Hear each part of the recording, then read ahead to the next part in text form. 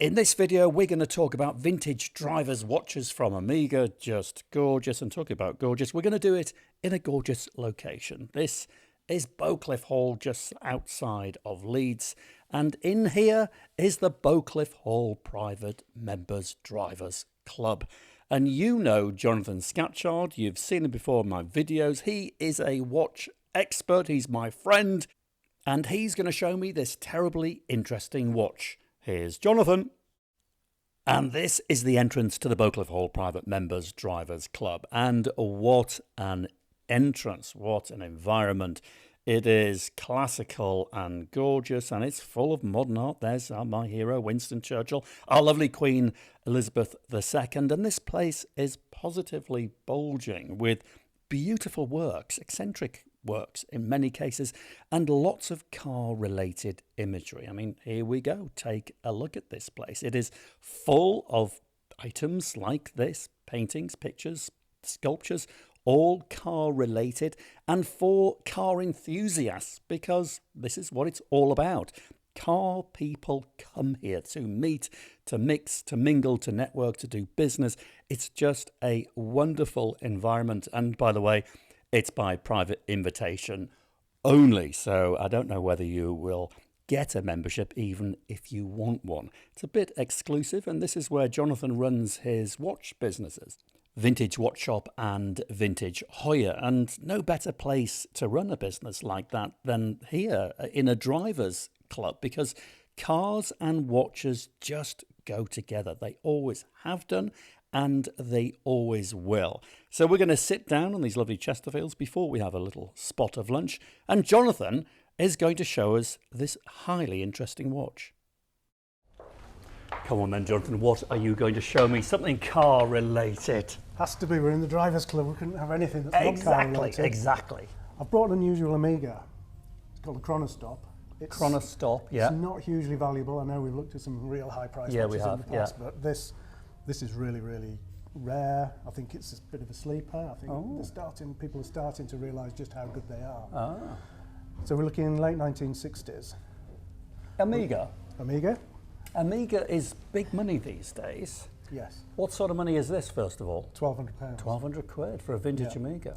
And the Speedmaster from this sort of period probably cost you 7, 8, 9, whatever, way into the thousands, and even more in some cases. Right. So that's seen as the real hero watch of the time, because it's the watch we keep talking about that went to the moon.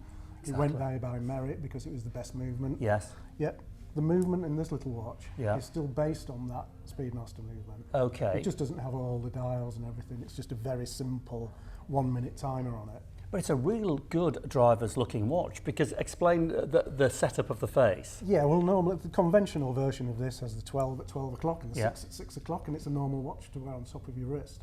Whereas this one, it's completely skewed. So you've got the 12 here on the side of the wrist, and the reason for that is that you would wear it on the inside of your wrist. So you're driving, you can see the time here. Yeah, that was the idea of it. Whether anybody actually did that or not, I don't know. Okay. So consequently, there are fewer driver's watches than the conventional version of this. Right. And did you find in the day that people would buy those watches who were not professional drivers, but they'd be driving in their, Ford Capris, Escort Mark 1s? Yeah, they were aimed at a younger market. Yeah, like this, and they'd be wearing their driver's watch to show that they were fast drivers. There was a bit of a fashion, wasn't there, to wear a watch on the inside of the Yes, there was, yeah. And this was probably the ultimate one to wear on the inside. Right.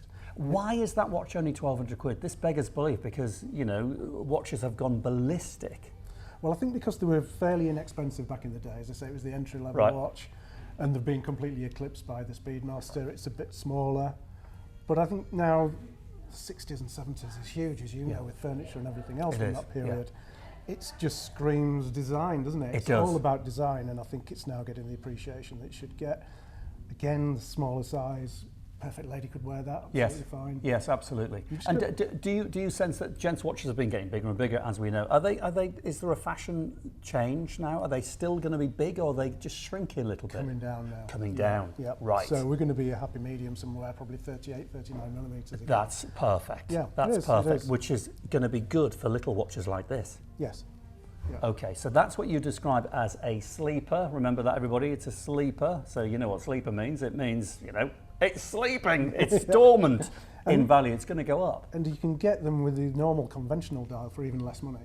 Right. Okay. £700-800 maybe if you're lucky and find. Well, it's unbelievable to me because an Amiga sports watch at £1,000, 1,200 quid to me just seems really cheap. I never would have believed it. Yeah. No, it's something that we've been looking at for a while, and they always go to a good home as well. People really appreciate them when they buy them. They just love it. Yeah. You know, there's a metal bracelet you can get for it and all sorts, but really cool.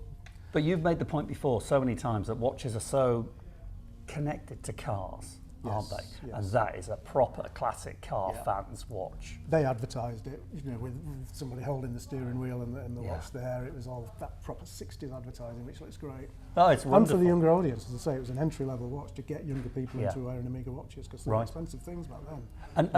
And right now, collecting vintage watches is a very expensive hobby. So, you know, £1,000 goes nowhere.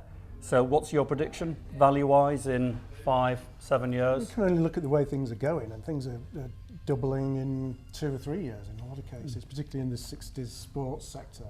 Right. You see it with Hoyer all the time, you see it with Amiga Speedmasters. So I think it's great if you just start in a collection.